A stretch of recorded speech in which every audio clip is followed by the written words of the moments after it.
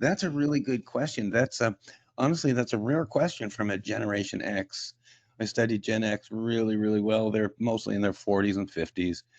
By the way, Gen X males are totally different than Gen X females. I'm going to be taking analyzing the generations to a new level soon. But Generation X, it's interesting you ask that because where should they go, to find a mentor or learn these lessons? Sounds funny. This is right from my heart. First of all, they need to ask themselves. Okay, because here's a trait of Gen X. You ready, Val? Especially males. They don't think so, but a lot of them tend to know it all. They're really rocking busy and busy in life. I was always said Gen X males are running the world. Those are all our world leaders and stuff.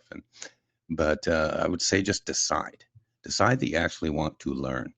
So there's a tendency. I'll tell you, this is a great segue here on that issue because I remember Mark Lamb. Mark Lamb had told us a story at our campfire chat in 2022.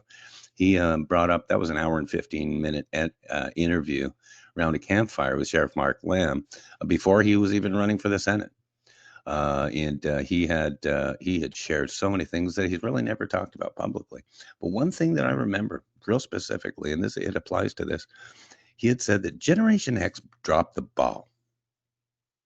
I'd never heard it this way. It's very convicting. He said Generation X, again, they're in their 40s and 50s. They learned from baby boomers, which is my generation, and of course seniors, which are the older folks. Gen X, generally, they love their grandparents, and that was seniors. So they learned from this, we call it 1950s handshake world, but the Norman Rockwell world. That's a wonderful life world when things made sense.